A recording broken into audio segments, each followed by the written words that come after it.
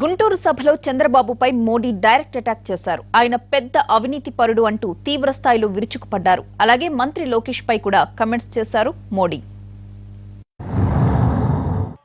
आज देखिए, जिस तेलुगु देशम पार्टी के नेता को कांग्रेस मुक्त भारत की तरफ बढ़ना चाहिए था, नामदारों के घमंड को चूर चूर करना था, वो आज उन्हीं नामदारों के सामने नतमस्तक हो गए हैं। उस समय आंध्र प्रदेश का अपमान करने वाले दल को आपको याद होगा, उस समय आंध्र प्रदेश का अपमान करने वाले दल को एनटी रामाराव दुष्ट कहते थे। आज यहां के मुख्यमंत्री उसी दल को दोस्त बना करके बैठे हैं। एनटीआर आज जहां भी होंगे, ये देखकर उनके आत्मा पर कितनी बीतती होगी, इसका हम अंदाज लगा सकते हैं। ఏపీని సన్ రైజ్ స్టేట్ గా అభివృద్ధి చేస్తానన్న ముఖ్యమంత్రి తన కొడుకు అభివృద్ధిపైనే శ్రద్ధ పెడుతున్నారని విమర్శించారు ప్రధాని మోదీ. మౌలిక వసతులు కల్పిస్తానన్న సీఎం యూటర్న్ తీసుకున్నారంటూ విమర్శలతో విరుచుకుపడ్డారు మోడీ. देश को धुएं में जीने के लिए छोड़ दिया था, वो अब देश में झूठ का धुआं फैलाने में जुटे हैं। झूठ की बुनियाद पर महामिलावट का खेल खेलने में लगे हैं। संगत का असर ये है कि यहां के मुख्यमंत्री जी भी आंध्र प्रदेश के विकास के विजन को भूलकर मोदी को गाली देने की कंपटीशन में कूद गए हैं। साथियों, उन्होंने वादा किया था कि आंध्रा के इंफ्रास्ट्रक्चर का टर्न अराउंड करूंगा, लेकिन खुद ने ही यू टर्न ले लिया। उन्होंने अमरावती के नवनिर्माण का वादा किया था, लेकिन अब पुनर्निर्माण में खुद के पुनर्निर्माण में लग गए हैं। उन्होंने आंध्र प्रदेश के सनराइज का वादा किया था, लेकिन अपने सन SON अपने सन को ही राइज कराने में जुट गए हैं। మహాకూటమి అనే కలుషిత కూటమిలో చేరే వాళ్లందరికీ ఒక్కటే ఎజెండా అన్నారు మోడీ. ఆ కూటమి అవినీతిమయం అన్న ప్రధాని పేద ప్రజలకు దేశానికి న్యాయం చేసిన వాళ్లంతా కూటమిగా ఏర్పడ్డారని విమర్శించారు. అమరావతి నుంచి పోలవరం వరకు దోచుకున్నారని అన్నారు. తాను కాపలాదారుడిగా ఉండడం వల్లే బాబుకు భయం పట్టుకుందన్నారు ఆయన. అవినీతి గురించి తాము ప్రశ్నించడం బాబు తట్టుకోలేకపోతున్నారని విమర్శించారు మోడీ. महामिलावट के जिस क्लब में यहां के मुख्यमंत्री जी शामिल हुए हैं, उसका मकसद सिर्फ अपने स्वार्थ को, अपनी राजनीति के दिए को जलाए रखने का है। महामिलावट का ये क्लब ऐसे लोगों का क्लब है जहां लगभग हर किसी पर गरीब को, देश को धोखा देने के आरोप में कानून का शिकंजा कस रहा है। साथियों, मैं कहीं पर यहां के मुख्यमंत्री जी का एक स्टेटमेंट पढ़ रहा था। उन्होंने बताया कि मोदी को वेल्थ क्रिएशन नहीं आती है। उन्होंने ये भी दावा किया कि उन्हें खुद को, लोकेश के पिताजी को वेल्थ क्रिएशन आती है और वो इसके लिए मेहनत भी कर रहे हैं। साथियों, ये सचमुच में सच बोल रहे हैं, एकदम सही बोल रहे हैं।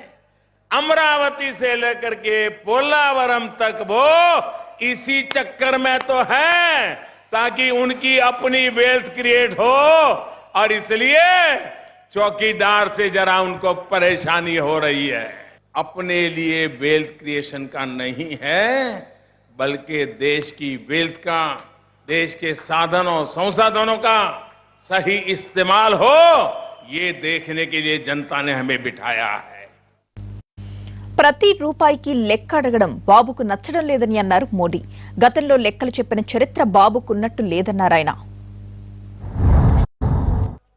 यहाँ के मुख्यमंत्री को तकलीफ है कि आपका ये चौकीदार, मेरी सरकार उनसे हिसाब मांगती है. पहले उन्हें दिल्ली के गलियारों में कभी भी हिसाब नहीं देना पड़ता था. अब मोदी उनसे कहता है कि आंध्र प्रदेश के विकास के लिए जो राशि दी गई, टैक्स पेयर का पैसा आपको दिया गया, उसकी पाई पाई का हिसाब दीजिए. और यही उनको अखरता है. यही फर्क है. अभी मैंने यहां एक सरकार का कार्यक्रम भी किया. एक छोटे कमरे में सरकारी खर्चे से कार्यक्रम किया और ये बड़ा कार्यक्रम भारतीय जनता पार्टी के कार्यकर्ताओं के पैसे और पसीने से हो रहा है. చంద్రబాబుకు సంబంధించి 4 అంశాలు ప్రస్తావించారు మోడీ. బాబు వరుసగా గెలిచిన దాఖలాలు లేవని, అందుకే ఆయనకు ఎన్నికలంటే భయమని అన్నారు. బాబు రెండో లక్ష్యం లోకేష్ ను రాజకీయంగా ఎదగనివ్వాలన్నారు. మూడోది ఆస్తులు పెంచుకోవడం కాగా, 4వది కాపలాదారుడిగా ఉన్న తానంటే బాబుకు భయమని అన్నారు మోడీ. साथियों, अपने सिद्धांतों से एन लोकेश के पिताजी इसलिए भटक गए हैं क्योंकि वो सच्चाई का सामना नहीं करना चाहते. मैं आज उनका सच आपको बताने के लिए आया हूं. पहला सच, वो कभी दोबारा चुनाव जीत नहीं पाए हैं और इसलिए चुनाव में बुरी तरह उनको हार का डर लग रहा है. दूसरा सच, अपने बेटे को राजनीति में स्थापित करने की कोशिश. तीसरा सच, अपनी वेल्थ का क्रिएशन. और चौथा सच, जो इस समय आपसे बात कर रहा है, आपका ये चौकीदार, उन्होंने उनकी नींद हराम करके रखी है. इन चारों सच्चाइयों से वो डरे हुए हैं, नींद नहीं आती है, परेशानी से दिन गुजार रहे हैं.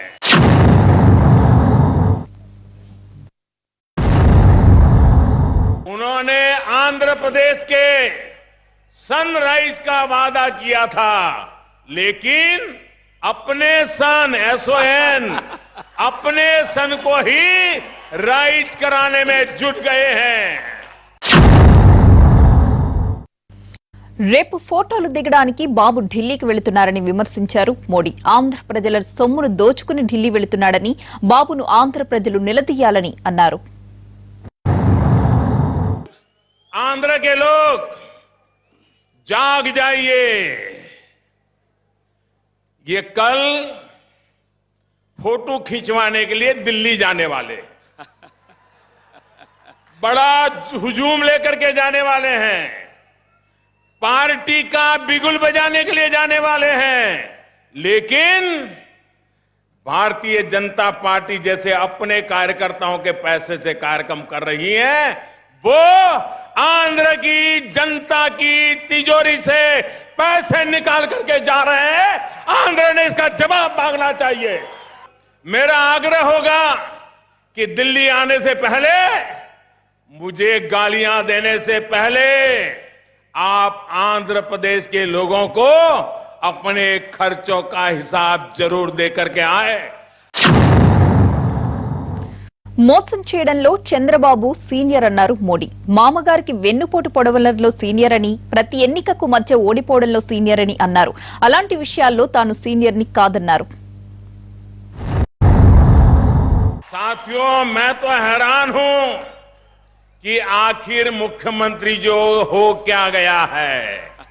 वो बार बार मुझे ये याद दिलाते हैं कि वो मुझसे बहुत सीनियर है. आप सीनियर है, इसलिए आपके सम्मान में मैंने कभी कोई कमी नहीं छोड़ी है. दल बदलने में आप सीनियर है, नए नए दलों से गठबंधन करने में।